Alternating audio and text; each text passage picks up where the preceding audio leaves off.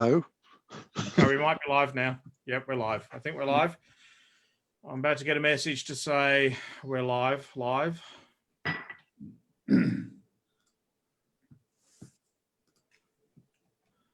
And here we go. And good afternoon, Frankston. After what's been a very, very warm weekend, I've certainly enjoyed it. I've managed to get out and do an awful lot of walking. Hence, I have some walking here today. It's been a bit windy. I am looking forward to being able to get back down to the Ali Barber, which is the hairdresser I tend to go. Does a very nice number 2 back and side, short and spiky up top. Thank you, sir. And has always got good conversation. I'm sure there's quite a few of us out there that are suffering from lockdown hair. I see Justin has had to adopt the comb over today. And Sue, I don't know how you're going with home haircuts, but it's certainly been a challenge in my household. Well, I think my hair started about here 3 months ago. This is the longest I've had it in a very long time. It's looking. Well, here's to hoping that our local hairdressers get to reopen soon, and I'll be first in line down at the Ali Barber there if you want to come down and have a chat there. COVID safe, of course. It's been a very long week. Welcome back to the Sunday sessions. The Sunday sessions are a more general conversation, whereas on Tuesday we're back into the policy discussions. And on Tuesday we will be discussing youth policy with a special guest, Gerard Philippe, who is the former youth mayor of Frankston before the current council abolished the youth mayor program. Right, anyway, enough about them. Reflections on the week. How's your week gone, Justin? My week has just been campaigning, engagement. It's been fantastic. Looking in terms of travelling, you know, I had a quick couple of minutes to be able to get my hair a little bit like young Brad Hill there before today's meeting. But no, look, I've travelled about 50 Ks, I guess, all in all over the last few days, getting out there and getting some things into people's mailbox. It's been great to connect with a lot of people sort of in passing. And there's definitely been a heap of engagement and questions and whatnot through my inbox and my Facebook page. So it's been really, really good. Really good. And look, I love that people have challenged me on a few things, not just sort of agree with me on a couple of topics that I thought were important. So it's been really good. Good, excellent. And have you had much of a chance to actually talk to people? I know it's not supposed to be door knocking or anything like that, but have you actually been able to talk to residents and get a different sense of the issues in the different parts of your ward's quite diverse? Yeah, look, I have a few, not as many as what I would have liked. I guess, you know, there's no point complaining about it. It is what it is. We're sort of in that, you know, more of the online sort of platform because of COVID. But the people I have spoken with, sort of on my travels, have certainly shared their thoughts. And they look, just like the diverse area, there's certainly a diverse range of issues from people all over the Northwest Ward. So it's been really refreshing. Fantastic. Peter, how's your week been? Well, it's been good. It's been warm and it's been a lot of exercise walking. Yeah, look, I have spoken to a few people. The thing is, when you meet somebody in their front yard and you're talking over the fence, if you like talking as I do and they do, well, golly, it really holds you up. But it's a good thing to engage. Heavens, just this afternoon, a guy came along and he saw me there and I said, I hope there's a likeness. And he said, yes, that's you, isn't it? So you talk away, but what's really good is that you get to know people. I've had the phone calls, like others, I'm sure you've had the phone calls, and yep, can go for an hour. But you get a real insight into people's issues and what they're concerned about and what you might be able to do for them when if you get in. Fantastic. Sue? Yeah, similarly, it's been great to be asked lots of questions on a whole range of different topics, which really just gets you thinking about, you know, what is the view on that and how can I respond in a way that's really going to show what I'm capable of and what I want to contribute to a spot on council. So that's great. And I just encourage people to keep doing that. Social media does seem to be engaging people, which is great. So whether it's questions into my messenger account. I've got a couple of meetings lined up this week, which is great with individuals, which is really cool to do. I also got involved with a couple of community events last week online, which was fabulous. So again, speaking to people on local issues. So yeah, I'm enjoying that, challenged by it, learning a lot, and knowing that we've got another 3 weeks to do this, just revving up and keeping the energy up to keep going with that. But getting a lot of that feedback from people in the community is helping with that. Yes, that's my week in that regard. Fantastic. And Brad? I guess much of the same. It was a working week for me. I have had a little bit of annual leave as well. I've been doing a lot of letterboxing, a lot of walking around, talking to people, and it's amazing actually, the people you run into just as you walk past their front yard to stick something into a letterbox. And they might, I'll always call out and say hello. Sometimes they ask, who you are and what you're doing. And, occasionally I've had, a couple of, I don't want any junk mail. And then when you tell them it's election material, they become interested. Yeah. Mhm. And you tell them there's a council election happening and everybody, a lot of people anyway are interested in what's happening with the council and what's happening with their rates, etc. So, that's encouraging.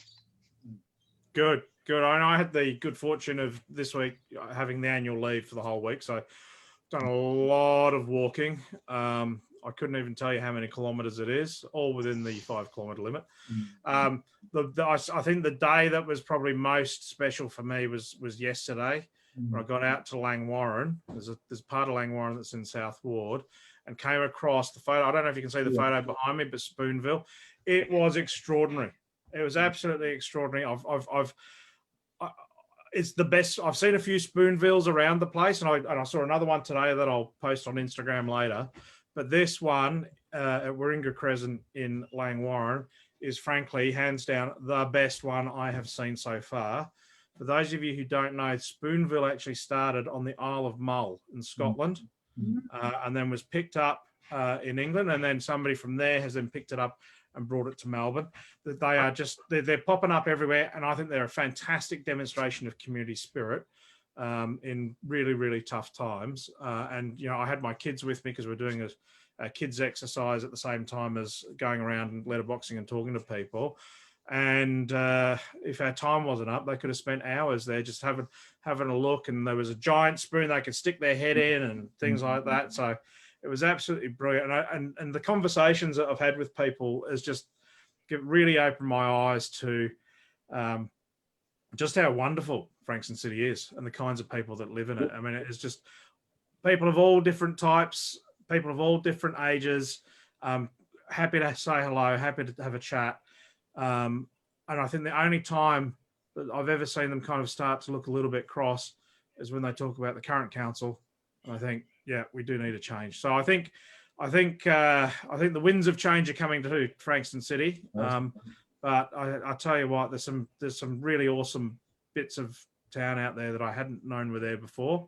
And I'm just actually, if anything, out of this whole experience, if I can reflect on is just the ability to get out there and have a look at parts of Frankston City that I wasn't even aware of before has probably been the most rewarding aspect of this.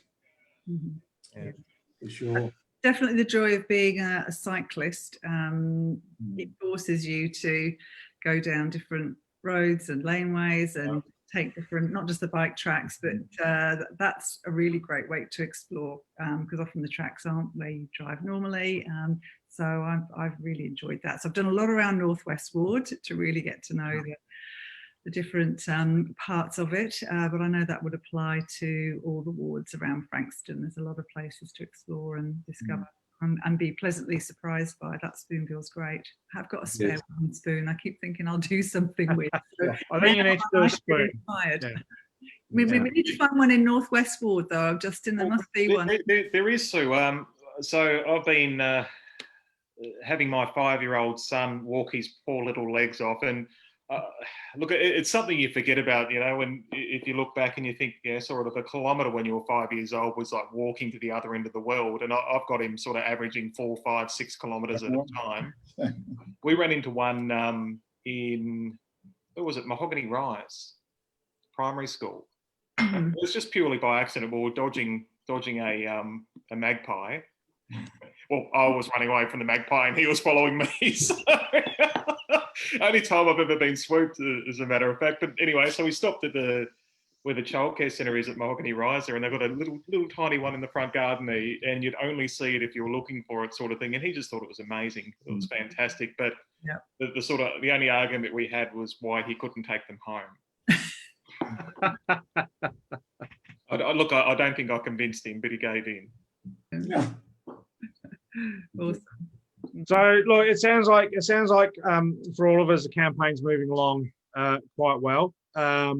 There's been some interesting discussions that are starting to emerge on the different social media boards around Frankston as well, about different ideas that have been put forward. Some of which are more contentious than others, some that are less so. But we're starting to get a bit more of a sense of who different candidates are, and I suppose including ourselves as well. But one of the news items that I did pick up during the week was Frankston Council announced that they were going to, they had support to employ 37 full-time staff as part of the kind of overall COVID recovery piece, which I think we need to celebrate the fact that that's happening. But it does make me wonder why, at the same time, you know, there was sort of 300 odd staff who were also then laid off. Plus, of course, the what's happened with the park staff as well. And I do wonder why we didn't kind of, with the kind of previous council, as part of their COVID recovery, look at how they could have redeployed people in different ways. And, you know, when you think about the community spirit and how people are coming together, is, you know, what sort of leadership's then being shown by council and in terms of, you know, redeploying people to provide different either services or comfort or other things to people in our community. It can be done. This is exactly what they did down in Mornington Peninsula Shire. They've redeployed their aquatic centre staff into other areas. You know, there are people out there that, you know, that need help. There are people who are struggling, you know, particularly those who are alone. They prepared a whole stack of assistance packages for the more vulnerable residents. And they've had that, you know, those redeployed staff in there working on that. So, you know, hats off to them. Why it didn't happen here, I guess, you know, we will never know. No, we may find out. And I've mentioned that at where I work, you know, similar thing. They redeployed people. There were other needs because of, you know, COVID, and they redeployed people to be teachers' assistants and a sort of a health and safety person number for the people who did have to come in. So it can be done. So I applaud. I think it's great. We've got 37 new positions. Fantastic. I think we should be, as we're going forward, we should be looking at, if we were in council, we should actually be looking at how we could bring some people back, perhaps part-time or casual, as we progress. Yeah. I was just looking at, you know, particularly with all the state government funded TAFE courses and whatnot, there was an opportunity there, I suppose, which, look, hindsight's a beautiful thing, but there's a facility there to potentially upskill them as well. True. Come into a different role where, you know, they might be lacking, but again, I suppose what's done is done now. But it's an opportunity moving forward. Can I just respond to that quickly? Because you did mention TAFE, Justin, and you're absolutely right. There are a lot of free TAFE courses, and in fact, I would say that the state government did the right thing with TAFE through this. They actually said, we will accept and fund you for all these students that are there, and we will accept that they will continue in one form or another. So that was a great thing. So the opportunity was there, as you say. Yeah, that could have been done, a bit of that sort of thing as well. Sure. Yeah. I think what I noticed with a lot of these decisions is there is action taken, and that's good. Something's done. There is a response to a need, but very often we don't hear about why the decision has been made, and the why is the all important piece of the puzzle that very often then leaves a situation open to conjecture from everyone, and then people go off down rabbit holes and fill in the gaps as to why, and create or make sense of the story themselves, which then might get some legs, and then you've got a totally different perspective on something that isn't the case. So, and that burns up a lot of energy, which isn't very helpful. So one of the things, and I know rates have come in for a lot of attack at the moment, but really understanding why decisions are made and why a particular nuance to a decision is taken. It's not a complicated thing to do, and it needn't be very wordy or lengthy. But I think that actually helps people understand the choices made. And you still don't necessarily need to agree with it, but at least you've got a little bit of the background as to that decision-making process. Yeah, and I think that comes back to the sort of that need for greater transparency around understanding why things have been decided in a particular way or not, and being able to put that forward. I mean, it's a shame that there was a missed opportunity, and I'd hope that any new council coming in would be a bit more agile and look a bit more laterally at the opportunities going forward, should we find ourselves in this predicament again, or continuing to be in this particular predicament as well. The other thing that popped up over the news as well, and I think this one was posted on the Frankston Community Notice Board, was the current dilapidated state of Baxter Park tennis courts, which seems to have provoked quite an interesting response from people.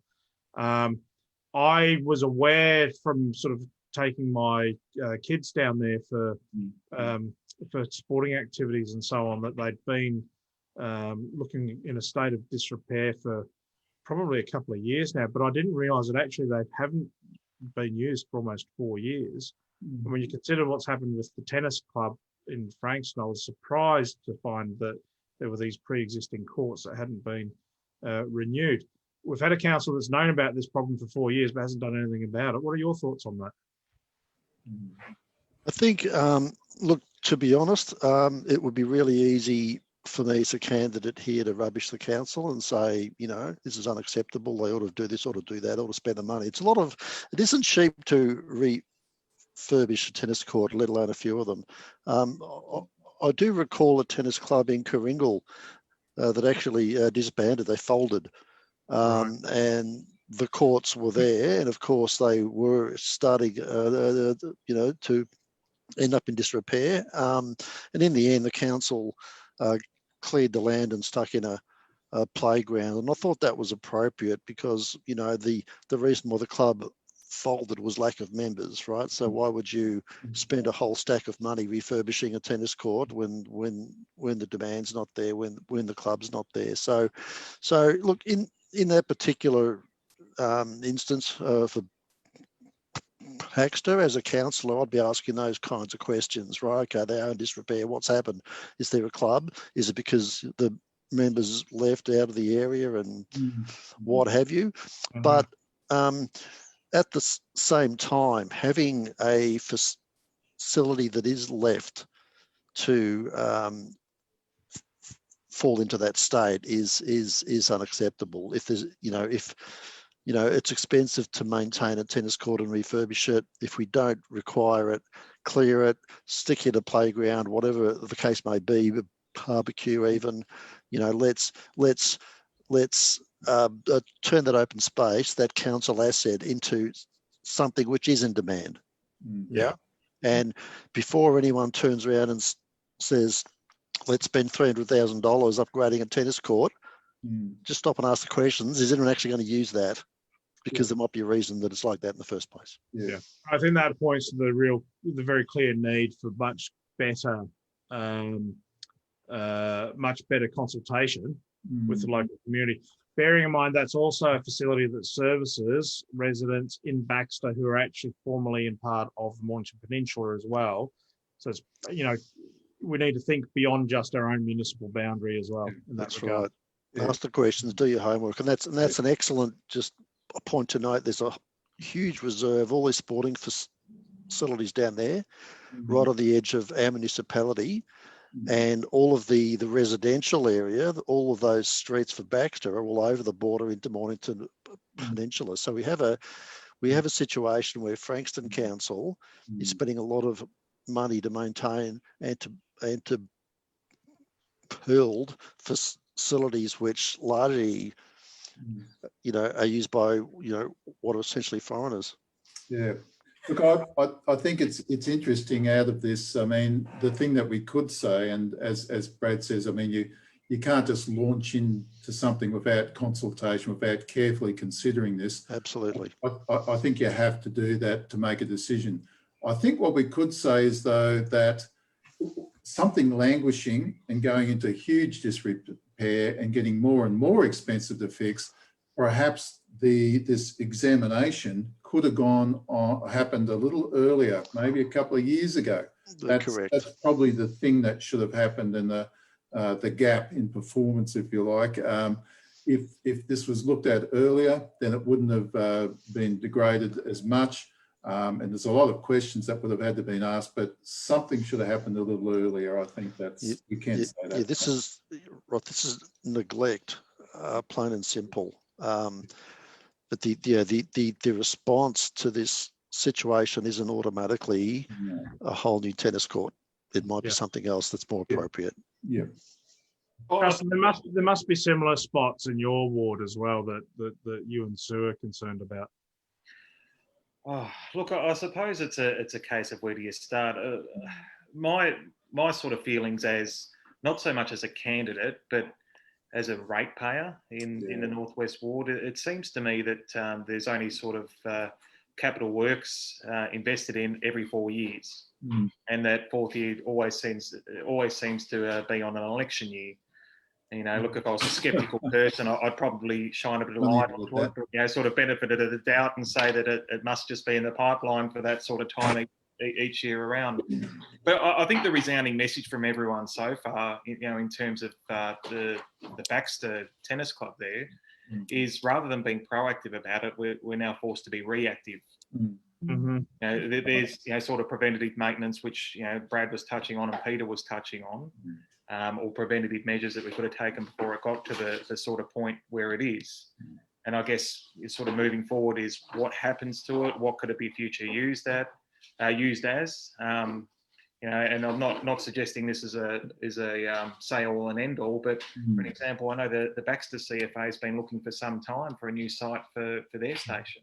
So there is the potential for perhaps using that as for the community in a different way, if it's not useful or for any other sort of green space. I don't know, I'm just sort of throwing ideas out there, but that's sort of a resolution for it as it is now. But it'd be interesting to see sort of what the community response is around it and what the needs are. What are your thoughts, Sue?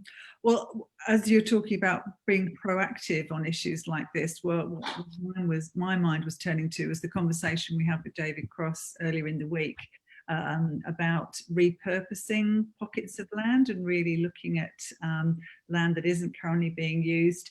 And I guess my feeling is that very often people with a growth mindset and develop and build keep charging forward to do new and shiny things rather than stopping and thinking about what space do we have, what resources do we have. Maybe they're not in the best condition, or maybe they need to be repurposed or reviewed or looked at. And I think going into our COVID normal world, we're going to have to really take a long, hard look at some of the land, resources, buildings, spaces that we've got and say, are we actually getting the maximum return on all of those from a usage point of view, from a financial point of view, and think a bit more creatively about how we use some of those existing facilities. So it might be switching the tennis court to a playground, or it might be, supporting a few new businesses to move into an area where there's a derelict piece of land at the moment. But I think that kind of proactive, creative,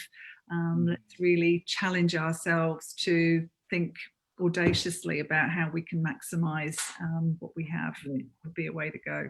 It'd be worth talking to the inner metro councils, Yarra, Stonington, the Purundara, because they don't have the ability to, use, rural agricultural green wedge land for this stuff, right? They have to look at what they already have. They have to look at repurposing. So, perhaps those people have a lot of expertise there that we could learn from. Yeah, Really, proactive. I think doing something, examining things and doing it early, the sorts of things Sue was talking about, and yeah, talking to other councils, but doing that in a timely manner before things run down shockingly is it's one of the key things. Yeah, I mean, we know that the use of any public facility is going to ebb and flow over time. Interest in different sports is going to ebb and flow. Clubs are going to come and go, these kinds of things. And so we need to be able to be a little bit agile to that. But also it's about viewing these kinds of facilities as something that is available to the whole of the community, not just for a particular club per se, and so on.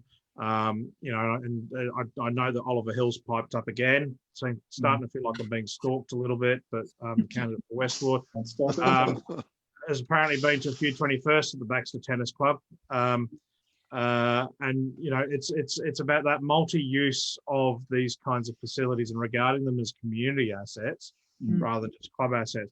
It does make me think we haven't yet had a policy discussion around sort of community groups and sporting groups and how they make use of council facilities and so on, but also how council supports them, and that might be something for us to fit in between now and the final election day as well, even though it's going to be like 3 weeks of election days by the time the ballots actually arrive. So yeah, go on, Sue. Well, just thinking of all that we're talking about, and one question that I've had a lot this week, and I'm sure all the candidates have had a lot of questions on this, around alignment to political parties. The question I've got in my head, and would be really interested to hear your views, what does it mean to you to stand as an independent candidate, and how does that really add value to a group of councillors when they're in the chamber? Because I'm not sure people really get that, or as a group of the community who don't really understand why we feel passionately about being independent. So I don't know if it's appropriate to chat about that now. Look, I mean, I think it's a great question, and I might just start there. And I know everyone's got a different view because I've spoken to you all about it separately and together as well. But I think the question of independence in my mind is, well, firstly, we don't want party politics in local government, particularly not in Frankston. I know up in the kind of urban areas of some of the inner city municipalities, it is an issue up there. I actually think it detracts from the community engagement too much. But it also, I think, as a candidate, you've got to approach every single issue with an open mind. You can't come and say, so from my perspective, there are some policies that Labor Party has that I agree with, and there are some policies the Liberal Party have that I agree with, and there are some policies that some other parties might have that I may or may not agree with. I have voted probably slightly differently in almost every election that I've voted in, both here and in the UK. I think it's about the independence piece is about, well, if somebody tells me that I should do something because that's a party line, well, no, I'm here as a councillor. I've put myself up as an independent. I haven't asked for endorsement from anyone. I don't personally talk about my past or present political involvement only because for professional reasons. I actually have to work across every single party. And I don't want doors to be closed on me because of that.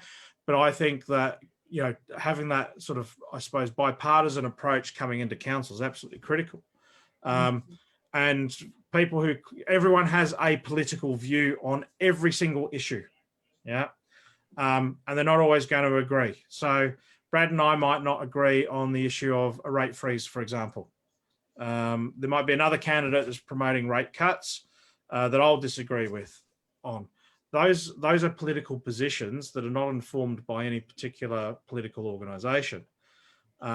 What I'm hoping though is that, and I'm hoping as a group of 5, we're demonstrating that we can talk the issues through and reach a compromise. And so I might have to compromise on one issue in order to pursue another issue as well.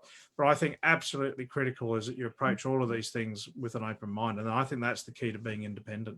I'm so glad to ask that question, Sue, because it is something that's sort of a resounding concern from everybody I've spoken, or not everybody, that's not fair, but people I've spoken to, but predominantly in the online forum about, sort of which way is my political leanings and so on and so forth. And I think you've touched it really well, Stephen, in terms of, if you're not aligned to a particular party, then it gives you the opportunity to swing between conservative, socialist, and a conservationist, depending on the issue and depending on the evidence that's sort of put in front of you. I've got a slightly different slant on this, if I may. It is a question I've had a number of times this campaign. It is, it's obviously in a lot of people's minds that nobody wants party politics within the council. And, there's always claims, there's underhanded stuff and there's the faceless men and they have their hidden agendas. Look, to be honest, in my experience, that's largely rubbish. You have a look at the agendas of the council meetings and the decisions that they're making. It's all about, town planning or rezoning, or whether or not we, allocate money to speed humps or to, this kind of stuff just isn't interesting to the state or federal major political parties. I don't really care too much, and that's why they don't run candidates in Outer Metro and in Frankston. That's why there's no endorsed candidates. That's why you don't see that. But nevertheless, everybody asks, "Are you a member?" And I think, to be honest, I think it's largely the wrong question to be asking. I think the question really is, what is your political leaning? Because as Stephen touched on, everybody has one, and I think what people really need to know is that, this candidate, are they left leaning? Are they right leaning? Are they Green supporters? Are they One Nation supporters? Are they Clive Palmer supporters? I think that's something I would rather know. I mean, I'm not a fan of Clive Palmer or Pauline Hanson. I think they're pretty horrible people. But if one of the candidates reckons the sun shines out of there, I want to know about that. Okay, but instead those candidates will turn around and say, "I'm independent," and leave it at that. And it tells me absolutely nothing about their leanings when that's it, right? So, I mean, we'll make decisions in the council chamber on, an Indigenous reconciliation plan, and I'll support that. But if one of the candidates is a Clive or a Pauline supporter, they probably won't. I'd like to know that. I've also seen candidates declare their religious views in a debate and how that's influenced their vote. I'd like to know that in advance. Is their Christian view a factor when making a decision on a planning application for a whorehouse or something, right? That's what we need to know. And when they're turning around and saying I'm independent and not a member of a political party, to me that's not a tick. No. And look, I think there's a really important part of that is that if they're not clear around their position on key issues that are important to council, if they're not clear about what their values are, then it's very difficult to actually assess where they're going to take a stand. So if somebody might not be a member of a political party, but might actually have views that are very strongly either to the left or to the right, and be promoting things like, for example, austerity measures, which would result in a cut of services.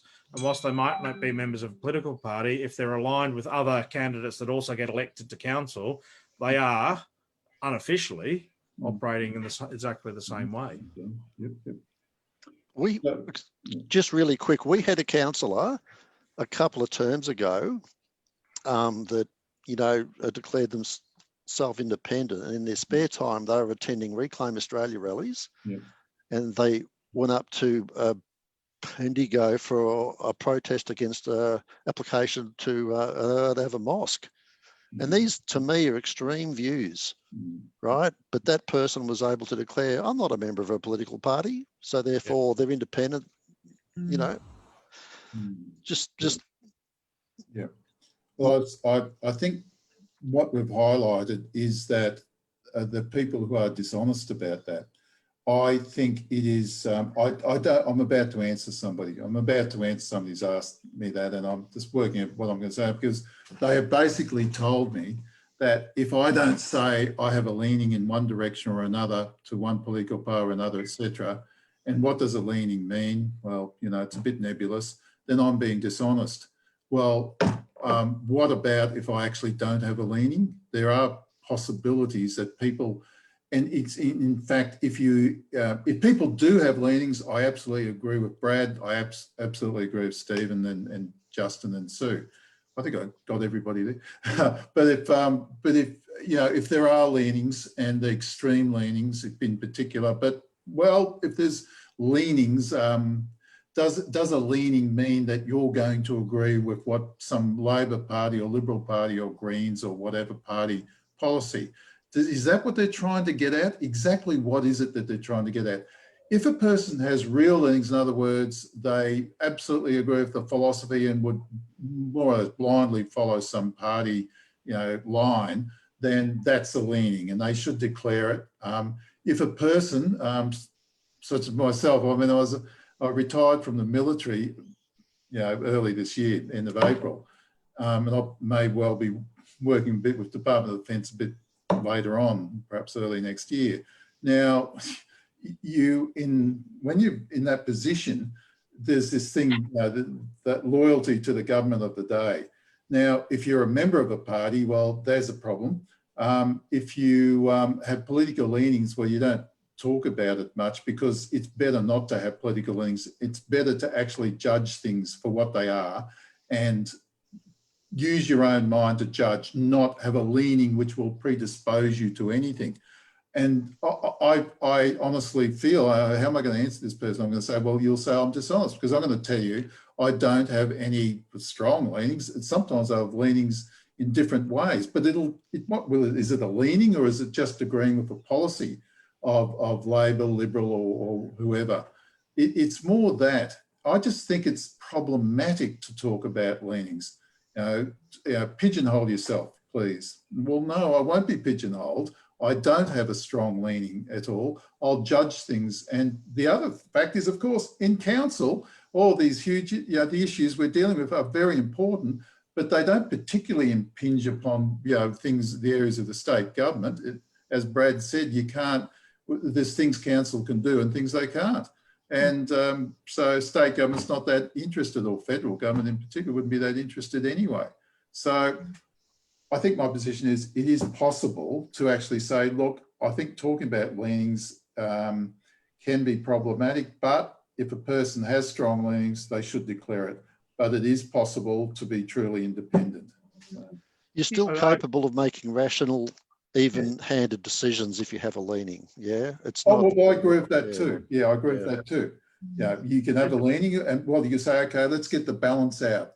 Oh, last month I might have had a leaning this way. This, it's the ledger. Well, the ledger may be one way in the 6 months of the year, the other way in the next 6 months. So, and you can make rational decisions anyway. I think it's important to note as well that it's not just around whether or not somebody's involved in a formal political party or has been in the past. There are all sorts of groups that we're all members of that influence the kinds of decisions that we make. So I'm a volunteer member of the Fire Brigade. Okay, so I have a particular view around particular issues that relate to that. I think Brad and Peter, you're members of the RSL, so you'll have particular views that relate to your membership of that. It doesn't mean that we all believe in everything that comes out of those different kinds of organisations. Absolutely. Yeah, I don't agree with everything the RSL says, No. but I'm a member. I'm still a member. Yep. Exactly. It's Yeah. I'd like candidates to declare if they're Collingwood supporters or not. I'd like to know that. But We struck out by default. yeah, but but I recognise that it'll have nothing to do with anything in the council, even if there's proposal for Collingwood to move to Frankston or something. I mean, it's just Sue might actually be particularly interested in that after last night's result, and knowing who is a Collingwood supporter. But I'm hoping that your better nature will prevail there, Sue. Look, and I'm totally out the loop. So whatever I said on AFL before, you're telling me that the West Coast won a game? No, they lost to Collingwood. Okay.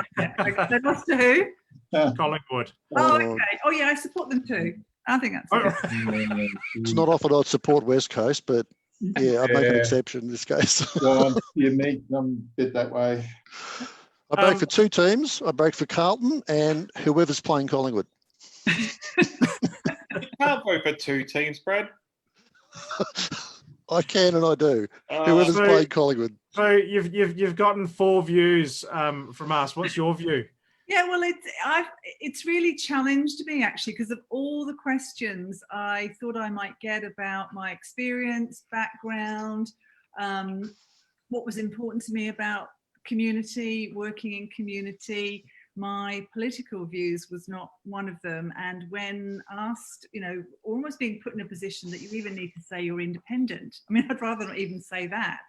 I am much more focused on why I want to do this role, which is to share my experience of many different working environments, corporate, not-for-profit, working on some really fascinating big projects worth multi-million dollars. Yeah. So that to me is why I've put my hand up for this.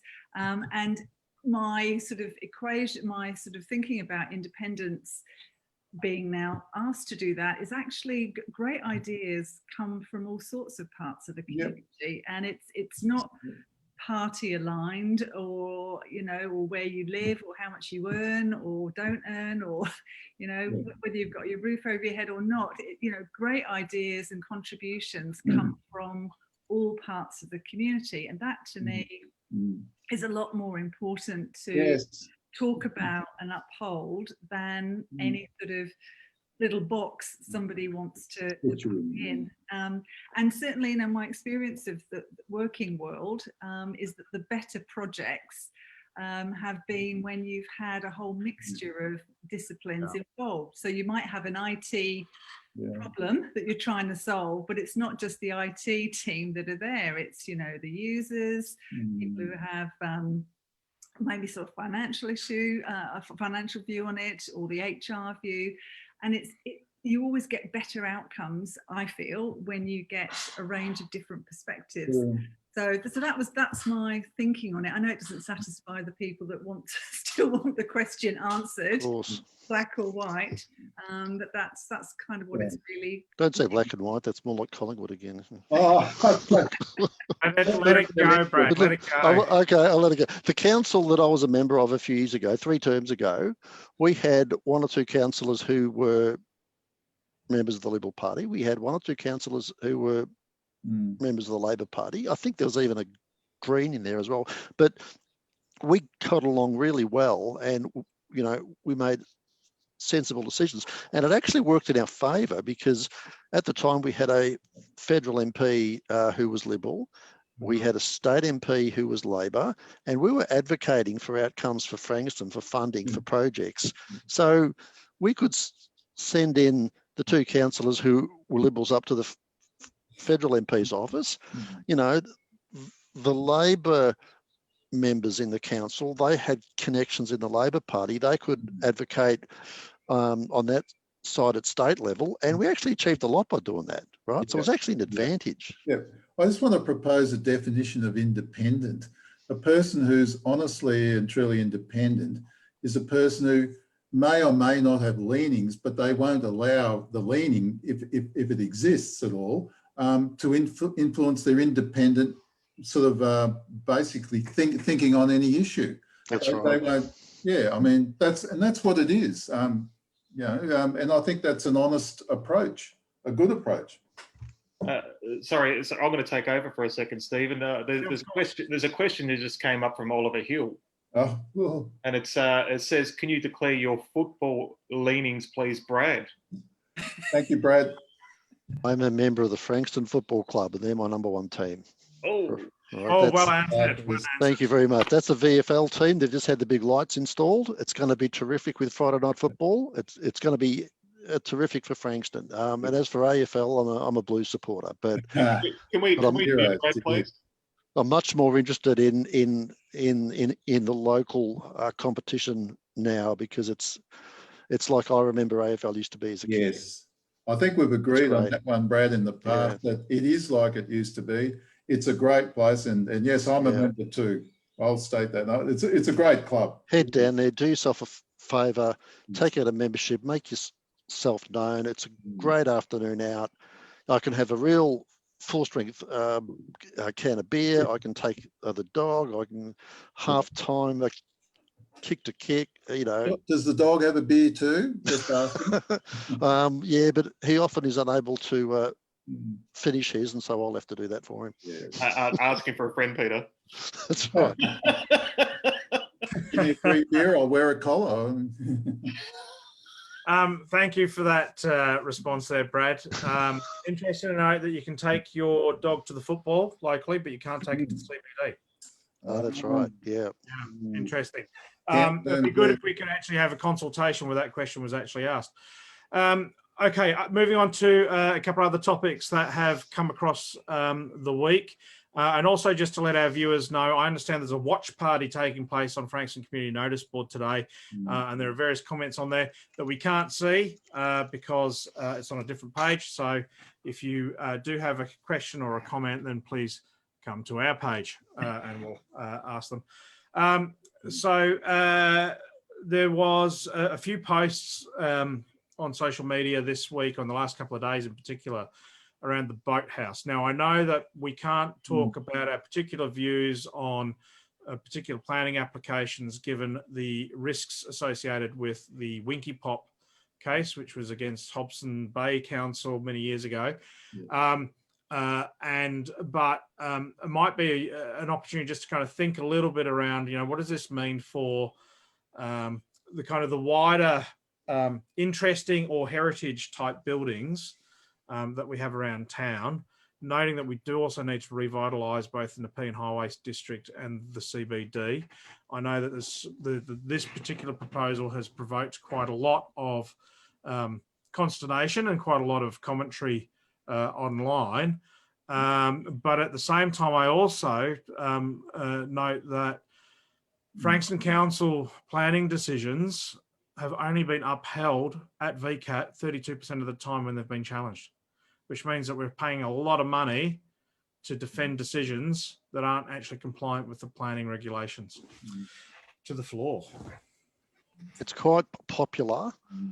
I've watched a lot of council meetings, and not just the ones when I was a councillor, but since then, when residents object to an application for a development, it's quite popular for councillors to stand up in the chamber and make a grand speech about, how the community's against this, and, how terrible it is, and how they, and yet the application, when you read the report, has the support of the council officers, the council staff, and it has the support of them because it complies with all of the rules, regs in the planning scheme, right? So you have a landowner, not necessarily a developer, with who lives up in Toorak, but it's an ordinary resident who wants to extend his house or develop his land or stick another unit in the backyard for his grandparents or whatever, who has an application that's completely compliant, and because there's, a bunch of residents who oppose it because for whatever reason, they like the street as it is. They oppose it, they reject the application in the council chamber via a vote. There's an appeal to VCAT and the council lose because VCAT look at it on its merits, and when a resident states, I don't like it, that isn't a valid objection in the eyes of VCAT. So at the end of the day, councils had to employ lawyers and send people up to VCAT to defend a decision that they didn't support in the first place. So yes, you know, that's the reality, and that costs us money. I'd like to ask a question if I could. This is for you, Brad. No, the question is, I understand what you're saying. Okay, so there's compliance with all regulations, etc., building, whatever. There's that notion, and just let me know, there's that notion of amenity, the area, in keeping with the area, etc. Yeah. So that now those arguments can be put, but do I hear what you're saying? Correct me if I'm wrong. Is something like if the application complies with the regulations, if it's you know, there's no problem, then almost certainly VCAT would overturn you know, a decision to reject the application because it complies with all regulations, and any arguments locally about amenity, you know, like it's going to block all our views and all of that sort of thing. That just won't wash at all. It is taken into account, but what VCAT have to decide is is also has to take into account is the right of a property owner to develop their property. Yeah. And you know what the council is able to do is to put some conditions on the permit. You know, perhaps, you know, I mean, overlook into your backyard is a valid objection, but there are design elements that can be incorporated into the development to prevent that. There's, you know, arguments around views. You know, your right to a view in your house, should that override your neighbour's right to extend his house? Yeah, it's interesting. In Japan, they have a law. It's laws and regulations.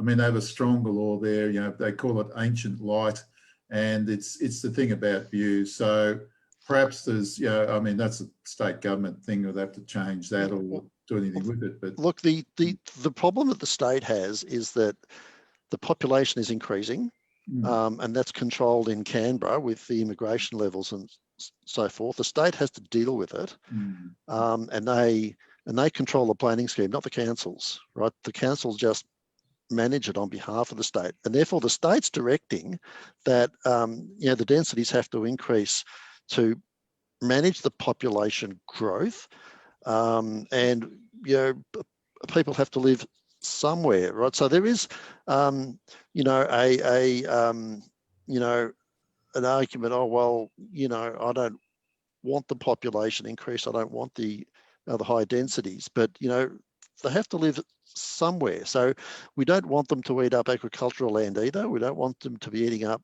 green wedge. We don't want high densities. We're opposed to high. You know, you have to say yes to something, because unless you put a road clock on the Hume Highway and another one at the airport, the population is rising, has to be dealt with. What we have to do is be sensible about it, and work out, you know, the best way to do it. And I think we need higher densities in the areas where we've got public transport, and that's what the state's doing around railway stations. You start to see apartments and flats, and you know, and that probably makes sense. Do I want high density where I live in Frankston? We're probably not, but you know, I recognise it's now 2020, right? It's not 1982. You know, the population of Melbourne is nearly twice what it was then, and we can't live in 1982 anymore. We have to be accommodating, but we have to be reasonable and sensible as well. Yeah. But I just don't want it in Southwood. Yeah, and no one wants it. No one wants it next to them. Yeah, they might not in my backyard, sort of. Exactly right, and that's completely understandable. Everyone likes it as it is. I've been accused of being pro-development by some people. I would respond I'm pragmatic. I want. I don't want a housing shortage in Frankston, right? And that's what will happen if the population keeps rising, and we don't allow new housing. People don't want it in the Green Wedge. They don't want it next to them. They don't want it in the middle of Frankston. This is creating a housing shortage, which drives up prices, which eliminates the or hurts housing affordability. And then that doesn't really help anyone. When I retire, if I end up in a nursing home, I'd like to stay in the area, right? But if we have a situation where those developments aren't allowed either, we have to work out how to manage the growth. We can't turn the growth off because it's above our heads. Well, yeah. Well, it is. And that's, I think that, if you look at what's coming to, putting aside the impact of COVID and what that's going to mean for everyone everywhere in terms of, reduction of immigration levels, certainly this year, if that doesn't then carry on, what it means in terms of people actually moving, what it means for the way in which our sort of business community, manufacturing services actually operate, is that pre-COVID, the projections were for substantial growth in Frankston. I think it was around 26%. Let me just find my bit of paper here. I think it was 26.9% just in Frankston Central and Frankston Heights. That's a lot of people to accommodate into an area that is already built up. And so we need to find thoughtful ways in which that can move forward in terms of design, planning, that kind of mix of people, place, and environment, so that actually we have a living city. Because at the minute, it's a bit of a dead heart in the city, and we need to revive it. Yeah. And I've seen some candidates some of whom are sitting councillors who've said, we'll revitalise the city. Well, they've had 4 or more years to do that, and it's not happened.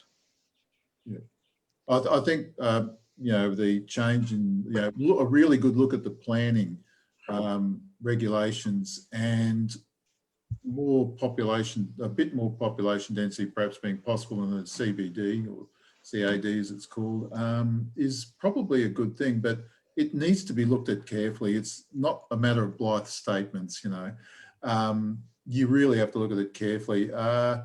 Some sort of,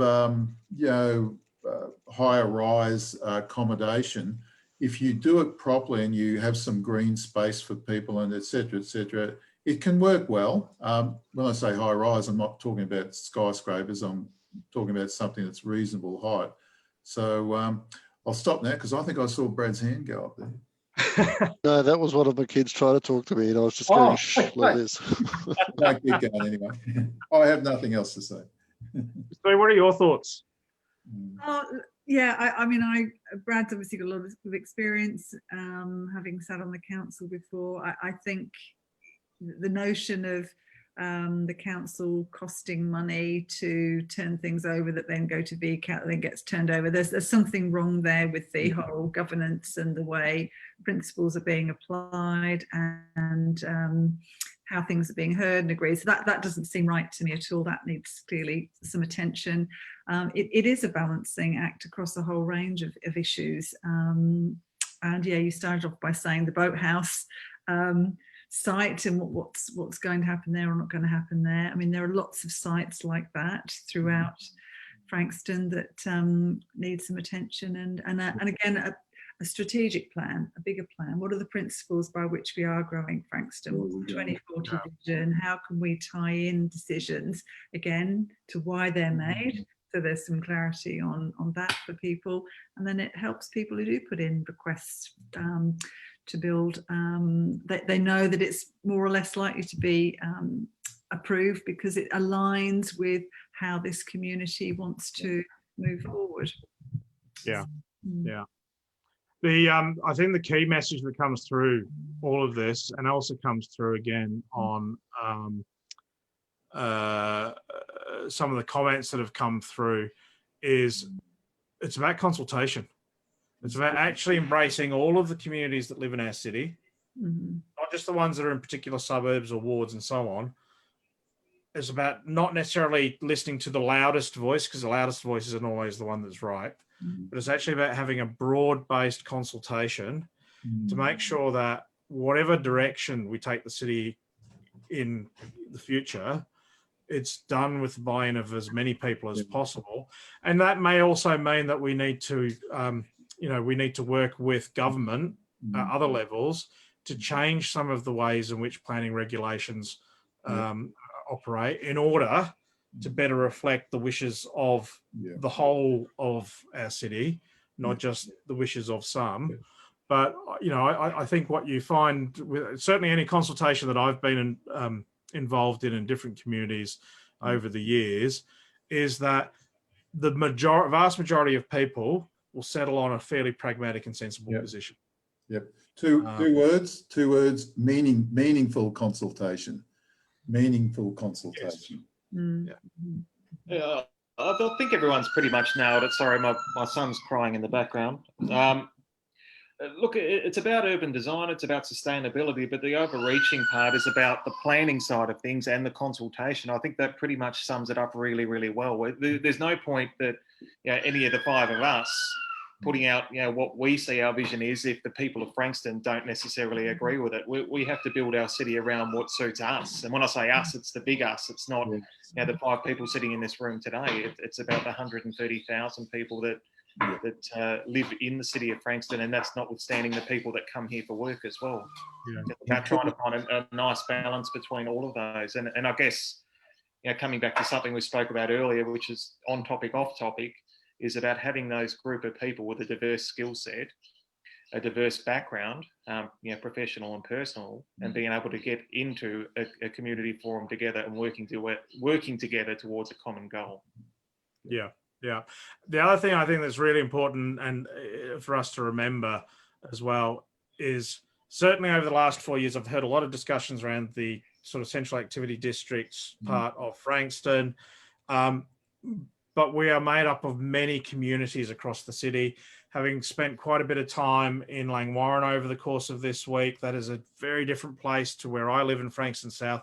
Again, a very different place to living in Seaford or Frankston North or Carrum Downs and all of these other wonderful places. But or Skye or Sandhurst, I think I've got them all named, Coringal. I very seldom have I heard candidates talk outside of Frankston or Frankston CBD, and I would hope that any new council coming in is looking at our city as a whole and remembering that we do have communities that sit outside of the Frankston CBD, and live our way from the foreshore as well. We are running over time. I'll give you guys an opportunity for one last comment, and then we're back on Tuesday for a policy discussion on youth policy. And we'll be joined by Gerard Philippe, who is the former youth mayor of Frankston. I'm going to give you the last right of reply, Sue. So I'm just going to say thank you to everyone for today's conversation. I've enjoyed it. I hope others have enjoyed it. But I'll start with you, Justin, because I can see your young ladies getting ready to harass you. It already is harassing me. So I'm holding it away from the camera for the moment. No, look, I guess just in a closing comment is I'd love to see the engagement continue. I think it's very important for us to make sure that we are sort of gauging what everyone in the city wants and wants and are looking for in terms of not only a future Frankston, but some of the issues that collectively and independently we feel are important. But at the end of the day, it's about. Sorry, my son's grabbing my arm. It's about making sure that we're representing the people of Frankston for issues that are important to them. So look, Stephen's got his own ideas, Peter, Sue, Brad, myself. But at the end of the day, that's not what we're here to do. We've obviously got a direction that we think is important, but what we are going into local government for is to represent our communities and to represent those communities within our communities. It's multi-layer, it's multifaceted. There are so many overreaching issues and underlying issues that we sort of need to address. So it's about making sure that we're hearing everybody, we're doing it in a transparent way, in a way with integrity, and that we do have some forward momentum. And I guess most important out of all of this is making sure that we sort of keep that mentality with listening to what the people of Frankston want throughout the entire term. Peter? You said. Yep. Okay. So I've had a lot of discussions with people over the fence this week, going out letterboxing, and I had a big conversation on the phone with a local guy as well. He talked about some things that Frankston Council did. He didn't know they were going to happen. They were in his street, right in front of his house. Now, I used the words before, meaningful consultation. And I know people have alluded before about consultation, and I know all about consultation, and I know how it can be meaningless. And I know how things can happen, like a big group of people can be there at the start, and then there's 5 people who are selected, probably the ones that somebody wants to deal with, or they so it's not it can be very unmeaningful in the end. And the process has got to be meaningful, conversations and bringing the community with you. Otherwise, what happens is this guy was outraged, and what he told me about, well, I absolutely understand. So things like that should never happen. And so, yeah, as Justin said, and as others say, we all agree on that. Meaningful consultation is the thing, not just consultation that isn't meaningful. Thank you very much, Peter. Brad? You're on mute. There we go. Yeah, the mute button's quite handy, but it does become a pain when you forget to turn it off. Look. We've talked a lot about development. We've talked a lot about consultation, and I would agree with exactly what Justin just said. We're there to represent the community, and we need to know the community views. And it's important as councillors that when we learn what the community wants and how the community feels. It's not just a few loud voices out there that are ringing you and emailing you as a councillor. A proper community consultation is actually a science, and it isn't necessarily a cheap exercise, and we have to use that sparingly, or at least it's a balance. We need to understand how people feel on the major issues, but we can't run community consultations every week anyway. We can't send out a letter every resident every 2 or 3 weeks. There's over 140,000 in Frankston. What I'm trying to say is we're absolutely there to represent people. We need to understand them. We have to take the time to do that. We need to reach out to them. It's a proactive exercise, not just sitting on your ear end. Yep. I know how people feel because I've had a couple of telephone calls about this. Yeah. It's the people who don't ring you, right? And there's a lot more of those. 10 to 1. And I think that's a really nice point to reflect on for me, is that it's not everyone's going to agree. Not everyone on council is going to agree, but it's how you engage with people that's important. It's about making sure people feel like they are listened to and to actually genuinely hear what they're saying. But also acknowledging where there are going to be points of difference, and that's okay. Being able to give people an understanding that, yes, I see your point of view, it's about being able to put yourself in the other person's shoes, even if you don't necessarily agree with their viewpoint, but to be able to then explain why. And that's really quite critical. And something I hope that we'll get much better at over the next 4 years than we have necessarily in the last 4 years. So I did give you the last word, so I'm going to give you the last word. Before you do that, I was going to say thank you to all of our viewers.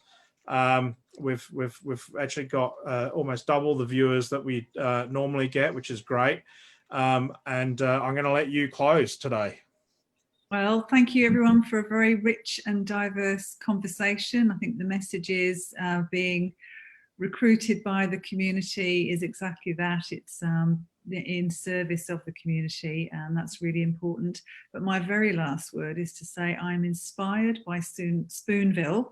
So next week I will be showing you my very own spoon that will need a Ville to be placed in. So that's one of my big challenges for the week. Look forward to it. Brilliant. Thank you very much, Sue. Thank you, everyone. And we're back on Tuesday with Gerard Philippe talking youth policy. Okay.